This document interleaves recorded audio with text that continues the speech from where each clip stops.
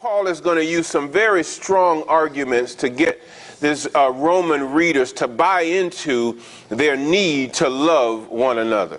Listen to what he says. Verse number 8, he says, "Owe nothing to anyone except to love one another." And here is what he is suggesting, that you are to be in debt to one another to love them. It should be seen as a debt. Now, I had to ask myself this fundamental question. Is Paul simply using a metaphor, a simple metaphor, to say we should love each other?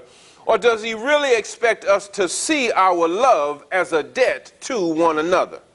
In other words, how great a responsibility do I have to love one another? Or to love my neighbor, as he's going to say. He says, love does no wrong to its neighbor, and as a result of that, it's a fulfillment of the law.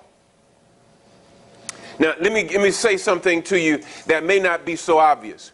What he has just said is that when God structured the whole law that he gave to Israel, that bogged Israel down and caused it to not even see its Christ, the law that they just could not get right and failed at all of the time, that law, he said, could be summed up in love your neighbor.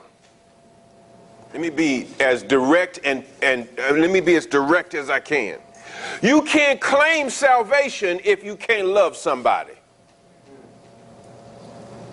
You can say you're a Christian, you can believe that Jesus died and rose to life again, but undoubtedly you don't know the effect of the love of the Father for you, for him to do that, so that you can't have the capacity then to turn and love somebody else.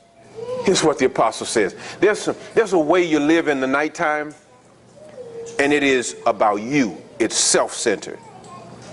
There's a way you live in the daytime. That means it's about someone else. You consider others, as he says, more important than you. And that is God's ultimate aim with you, is to repair your relationship with him. See how he repaired your relationship with him by his sacrifice for you. And then he says, now you go and do likewise with your brother.